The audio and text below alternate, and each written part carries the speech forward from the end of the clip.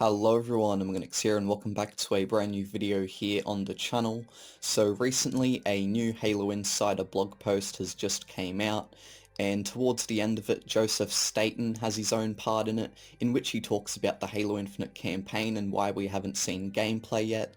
So if you do enjoy, be sure to like, comment and subscribe for more. I'm going to be reading this section of the Halo Insider blog post today, just in case you guys have not seen it yet. So people have been wanting to see more Halo Infinite campaign for a while now, I think we all have. And it would be really cool to see more campaign, however 343 want to keep it cooking for a little bit longer it seems. And that is fine. I mean, they're all in a shutdown mode, it's called at the moment, the whole team, which is where they're like dialing down on optimizations and stuff like that for multiplayer and campaign. So obviously they want to get campaign up to a really good standard before launch, and they don't want to show campaign gameplay yet. But anyways, let's read this blog post from Joseph Staten. I'm currently staking through the lower stratosphere on a late night flight back to Seattle from Los Angeles, having just finished representing the great work of the whole Halo Infinite team on the Gamescom opening night live broadcast. It feels terrific to finally reveal our launch date, and we hope you enjoyed meeting Commander Agrena, who you'll be getting to know much better as we start unspooling the season-to-season story of Halo Infinite multiplayer. So yeah, Halo Infinite multiplayer will have a story. Before boarding my flight, I had a chance to read some of the commentary online, and I definitely hear the disappointment about not seeing campaign gameplay on the broadcast. So I wanted to take this opportunity to 1. Shed light on why we chose not to show campaign right now, and 2. Assuage, does that say, your concerns about where campaign is at this point in the production process. As I mentioned in last week's development update, the whole Halo Infinite team is in shutdown mode. This means we're done with feature work and focused on crushing high priority bugs. We're spending lots of time playing the game, verifying fixes, and generally doing all we can to ensure campaign and multiplayer plays great on all platforms, from an original 8-year-old Xbox One to a brand new ultra-spec PC. This is a very challenging task, even for a large and experienced team. So yeah, as I said before, 343 are in shutdown mode at the moment. They're done with feature work, just working on optimizations. And this is really good, as it'll allow all them, bugs that are in there at the moment to most likely be gone at release. In many ways, shutting down a game is like being on a final approach to landing an airplane, and if you'll forgive a bit of aviation geekery, the entirety of the team is essentially in a sterile cockpit, which is to say we're at the critical phase in the flight that is Halo Infinite. So it's extremely important to avoid distractions and stay focused on mission critical tasks only. For campaign, that means putting maximum effort into ensuring the wide open adventure filled experience you'll all get to play on December 8th is as great as it can possibly be.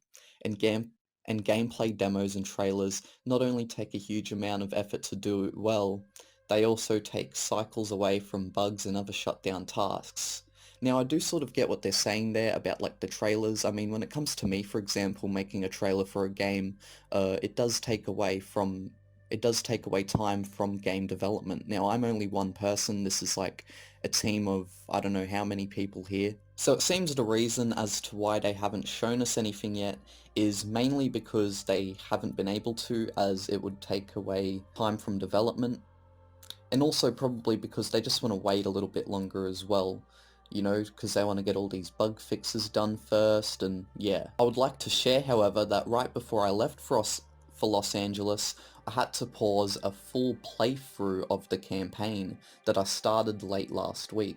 I'm going for a 100% run, which means completing all primary and secondary missions, finding all collectibles, etc. So, from what Joseph Staten's actually been saying here too, right? Because he explains that Halo Infinite is open wide experience too. Like Halo Infinite is gonna be probably more open world than I thought. Because I always thought it was going to be more like a semi-open world type thing, but by the sounds of things you're going to have both primary and secondary missions as well. So I am really excited to see how open world Halo Infinite is for myself. I've played Infinite's campaign multiple times, but every time I do, I always find something new tucked away on Zeta Halo. So this means that yeah, Halo Infinite is pretty open world and we'll be able to discover new mysteries and stuff on it as we explore. Sometimes these are quiet little bits of environmental storytelling, such as an abandoned but desperately defended Marine recon post high on a lonely mountainside. Fortunately, the banished missed the fully loaded S7 sniper rifle that Marines left behind. Sometimes these are combat encounters with deviously polished scripting, for example a UNSC forward operating base that seemed abandoned until I heard the laughter and taunts of multiple energy sorting wielding and cloaked elites as I stumbled into their trap. Honestly, from what Joseph Staten's saying here about the campaign, it seems like it's going to be a very, very fun experience where you get to just explore around and stuff. You know, it's going to be so different compared to the other Halo games, but it's such a good thing that they're doing this to try something new. I hope all of you take comfort from the fact that honestly, I can't wait to get back home, fire up the build and hit continue on the campaign.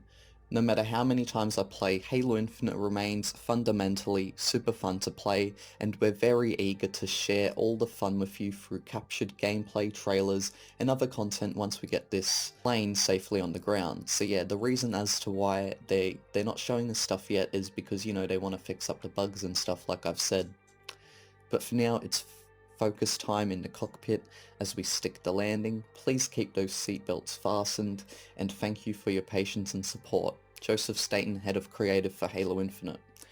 And yeah, so what did you guys think about that? Honestly, that was a really good transparent update there on campaign.